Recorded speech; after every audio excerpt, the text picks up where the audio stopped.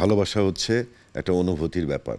আমার জীবনটাকে কিভাবে আমি মানুষের মাঝে বিলিয়ে দিব এটা সম্পূর্ণ নির্ভর করে নিজের উপরে। দর্শক, এই মুহূর্তে আমাদের সঙ্গে আছেন জনপ্রিয় অভিনেতা এবং চিত্রনায়ক অমিত হাসান ভাই। ভাইয়া কেমন আছেন? ভালো আছি ইনশাল্লাহ। ভাইয়া, হুমায়ুন ফরিদি স্যারের মতোই প্রথম প্রশ্নটা আসলে করব, জীবন সম্পর্কে আপনার ধারণা কি? জীবন মানে সুন্দর, তবে এই সুন্দরটাকে সুন্দর রাখার জন্য নিজের প্রচেষ্টাটাই প্রধান। আজকে আমি আমার জীবনটাকে কিভাবে সামনের দিকে এগিয়ে নিয়ে যাব, আমার জীবনটাকে কিভাবে ধ্বংস করে দিব, আমার জীবনটাকে কিভাবে আমি মানুষের মাঝে বিলিয়ে দিব এটা সম্পূর্ণ নির্ভর করে নিজের উপরে। জন্মদিন ছিল গত 9 সেপ্টেম্বর, আজকে 10 সেপ্টেম্বর। ছোটবেলার যে জন্মদিনগুলো কিভাবে পালন করতেন বা কিভাবে উপভোগ করতেন ছোটবেলার জন্মদিন?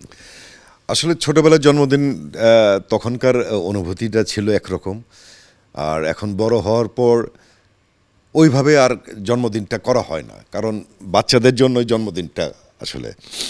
তারপরেও ভালো লাগে যে এখনকার জন্মদিন থাকলে আমার 2 মেয়ে আছে, আমার ওয়াইফ আছে লাবণ্য, ওরা উইশ করে, গিফট দেয়, সব কিছু মিলিয়েই এখনকার জন্মদিনটা একরকম আর ছোটবেলারটা ছিল একরকম। ভালোবাসার সংজ্ঞা একজন চিত্রনায়ক অমিত হাসানের কাছে কেমন?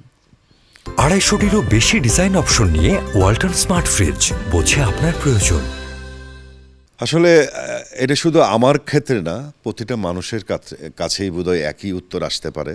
বাট আমি যেটা বলবো সেটা হচ্ছে, ভালোবাসা দেখা যায় না, ভালোবাসা প্রকাশ করা যায় না, এটা অনুভূতি দিয়ে বুঝতে হয়, আবেগ দিয়ে বুঝতে হয়।